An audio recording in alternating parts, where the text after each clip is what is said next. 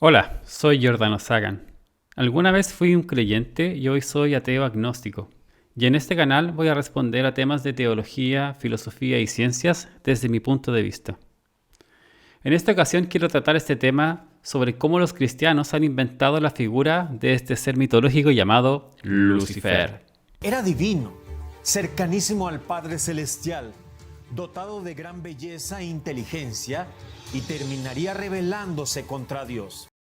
Esta es la clásica historia que cualquier persona que ha participado del cristianismo o está relacionado con alguien del cristianismo estará familiarizada. En español es común escuchar cómo un ángel hermoso llamado Luzbel fue desterrado desde el cielo por desobedecer a Dios y rebelarse contra él, y terminó llamándose Lucifer. En inglés no se conoce mucho esta versión de la historia, sino que es una donde siempre se llamó Lucifer, y en español fue aún más distorsionada que en inglés. Y dentro de tantos ángeles y querubines, había uno que Dios creó. Ese querubín en el cielo llamado ángel de luz, conocido como Luzbel. Como quizás no toda gente sabe, Lucifer no es originalmente el nombre del diablo. Esto viene desde un error de traducción de la Biblia, que siempre se ha referido a la figura de Satanás o el diablo como el adversario o el opositor, que es lo que significaba originalmente desde el hebreo y griego, y es lo que representaba este personaje.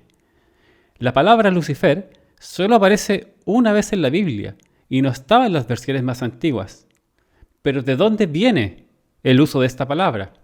La Biblia nos dice que su nombre era Lucifer, que significa portador de luz. Lucifer es el nombre en latín para el planeta Venus, que significa estrella de la mañana, o en inglés Morning Star. Se le decía así porque se ve brillando por las mañanas y usualmente se traduce al inglés o español como traidor de luz. Sin embargo, hay un lugar en la Biblia, en Isaías 14, donde por alguna extraña razón, quienes tradujeron ese pasaje insertaron directamente la palabra en latín en vez de traducir al inglés lo que significaba la palabra, cuando estaban refiriéndose a un personaje que no era el adversario ni Satanás, y decidieron luego traspasar esta traducción del inglés al español, y hasta hoy se mantienen las versiones modernas de la Biblia. Primeramente leamos Isaías 14, que dice así: como caíste del cielo, oh lucero, hijo de la mañana, cortado fuiste por tierra, tú que debilitabas a las naciones, tú que decías en tu corazón, subiré al cielo, en lo alto, junto a las estrellas de Dios levantaré mi trono, y en el monte del testimonio me sentaré, a los lados del norte, sobre las alturas de las nubes subiré, y seré semejante al Altísimo.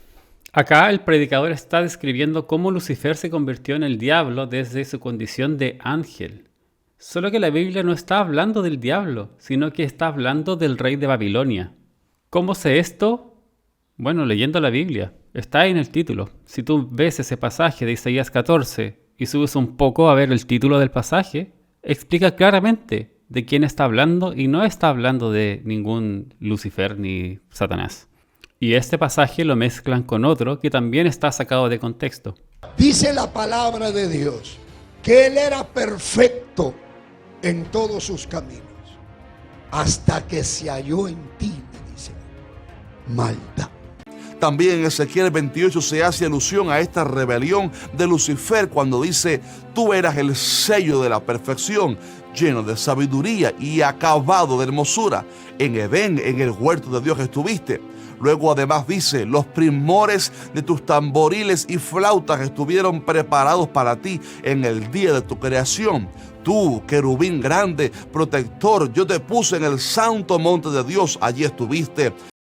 Acá es curioso cómo el predicador corta el versículo y solamente comienza a mostrar desde la parte que le conviene.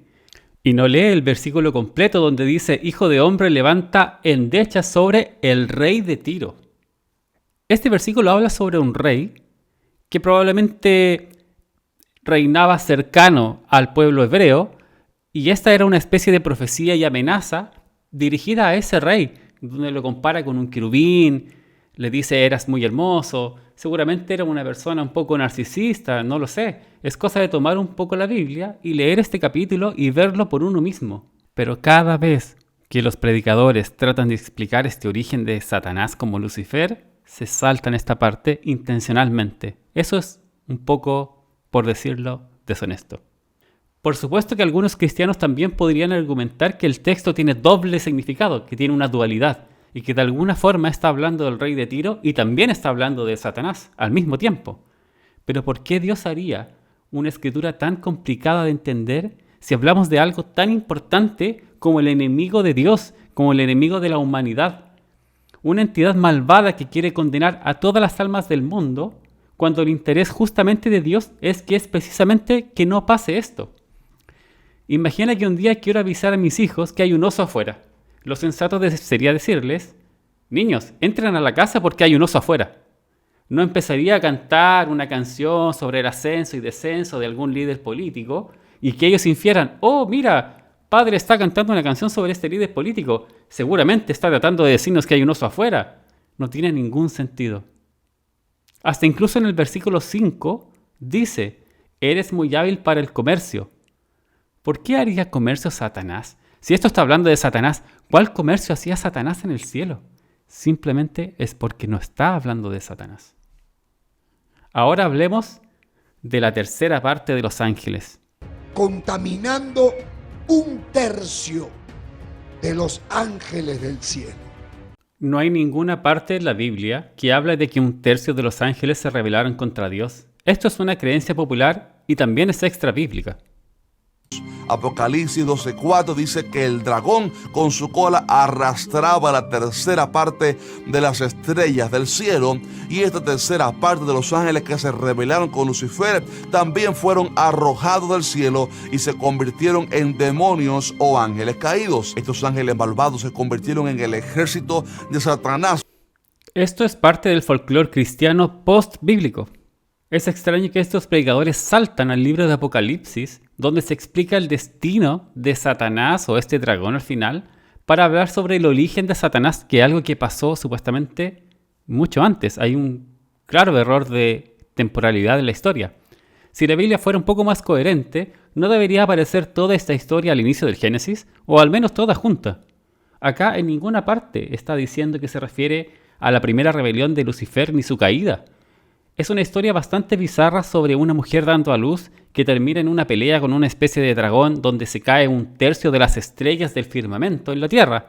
Sí, se caen las estrellas al suelo. Lo cual para ese tiempo tenía cierto sentido, pero hoy sabemos que las estrellas en realidad son soles que están distantes, ¿cierto? En otras galaxias y, bueno, también en nuestra galaxia, en el espacio, pero no me quiero ir a otro lado. Pero en fin, no habla de ninguna parte de 1/3 de los ángeles. Como bonus track, quiero hablar de Satanás y el concepto que tienen algunos de que era el supuesto líder de alabanza o que era una especie de músico en el cielo. Lucifer solo era el administrador de la música. Este es otro de los mitos muy retorcidos y rebuscados que se han formado en el cristianismo moderno. Es la idea de que Satanás era el director de la música en el cielo. Isaías 6:3, Apocalipsis 4:8, es posible que Satanás haya dirigido esa adoración.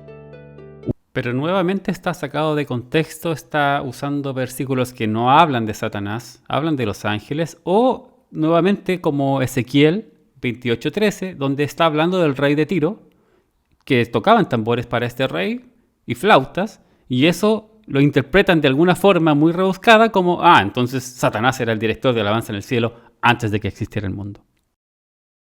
¿Pero por qué se crean estas historias?